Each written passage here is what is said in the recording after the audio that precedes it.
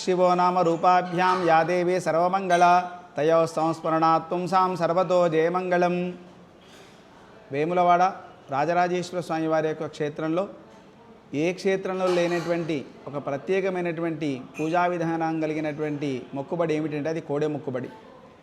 ఇక్కడ స్వామివారి యొక్క వాహన స్వరూపంలో ఒకానొక సందర్భంలో ధర్మదేవత తపస్సు చేసి ఈశ్వరుని చేత వరం పొంది వాహనంతే భవిష్యామి సర్వదా లోకపూజిత అని, స్వామి నీ యొక్క వాహనంగా ఉండేటువంటి మహద్భాగ్యాన్ని ప్రసాదించమంటే ఆ భగవంతుని చేత పరమేశ్వరుని చేత వరం పొంది ఇక్కడ ధర్మదేవత స్వరూపంలో కోడె మొక్కుబడిగా మనకి ఇక్కడ ప్రతినిత్యం కూడా పూజలు అందుకుంటుంది ఆ కోడె.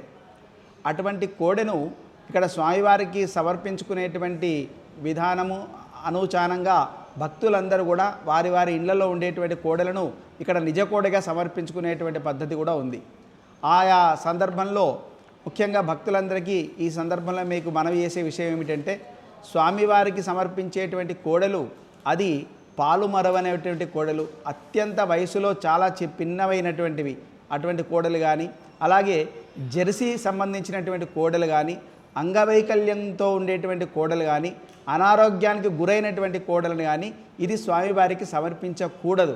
ఎందుకంటే అలా సమర్పించినట్టయితే ముందు మనకు పుణ్యంతం కాకుండా ముందు పాపం కట్టుకునేటువంటి పరిస్థితి ఏర్పడుతుంది. కారణం ఏమిటంటే ఈ క్షేత్రంలో స్వామివారికి కొన్ని ఏళ్ల కాలం మనం సమర్పించేటువంటి కోడే ఇక్కడ మనకు సేవలు అందుకునేటువంటి పరిస్థితిలో ఉండేటువంటి ఆరోగ్యకరమైనటువంటి దేశీ సంబంధించినటువంటి కోడె మాత్రమే సమర్పించాలి. ఎందుకంటే అది స్వామివారికి నిరంతరం భక్తుల యొక్క కోరికలు తీర్చుకుంటూ స్వామివారికి సేవలు అందిస్తూ ఉంటుంది. కాబట్టి భక్తులందరూ కూడా ముఖ్యంగా ఈ విషయంలో చాలా తప్పకుండా గమనించాలి. ఎట్టి పరిస్థితుల్లో కూడా మా ఇంట్లో ఇలా ఉంది కదా అని చెప్పి ఏదో స్వామివారికి సమర్పించాలి అనేటువంటి ఒక మొక్కుబడిగా అలా చేయకూడదు. ఆశిష్టో దృఢిష్టో బలిష్ట అని మనకు వేదంలో కూడా చక్కగా దృఢిష్టమైనటువంటి బలిష్టమైనటువంటి ఆరోగ్యకరమైనటువంటి కోడలు సమర్పిస్తేనే మనకు సంపూర్ణమైనటువంటి పుణ్యం దక్కుతుంది. మన యొక్క కోరికలను కూడా తప్పకుండా నెరవేరుతాయి.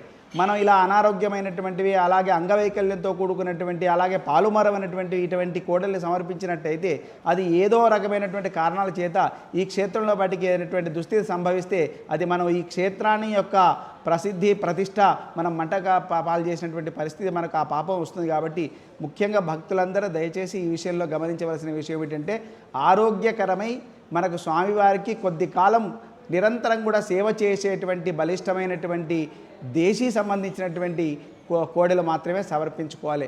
అలా సమర్పించుకునేటువంటి తాహతు శక్తి లేకపోయినట్టయితే మనకి ఇక్కడ దేవస్థానం వారు ప్రత్యేకంగా దానికంటూ ఒక శుల్కాన్ని ఏర్పాటు చేయడం జరిగింది.